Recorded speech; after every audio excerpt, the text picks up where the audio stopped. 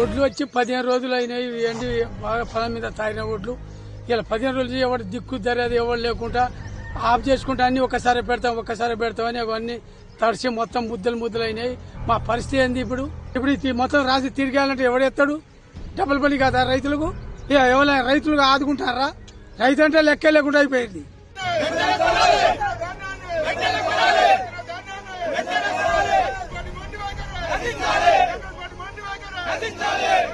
ధాన్యం కొనుగోలు చేయక రైతులు బాగా ఇబ్బంది పడుతున్నారు.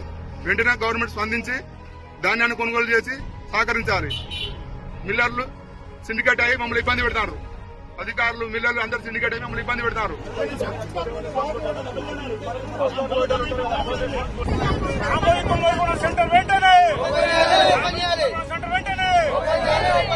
మేము ఒడ్లు కాంటా పెట్టాలి. అంత రైతులు ఆగమవుతున్నాం. ఈడ నాకు చిరుకులు పడుతున్నాయి. ఇప్పుడు నేల అవుతుంది. మేము వరకు పోసేది ఇండే ఉంటాను.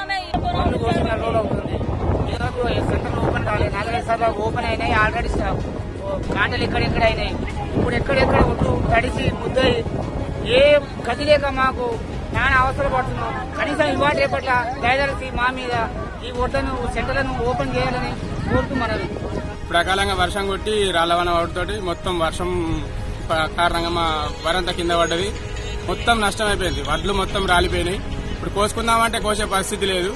మాకు గవర్నమెంట్ నుంచి ఇలాంటి నష్టపరిహారం కావాలి. అధికారులను పంపించి సర్వే చేసి మాకు నష్టపరిహారం ఇప్పించాలని మేము కోరుకుంటున్నాం.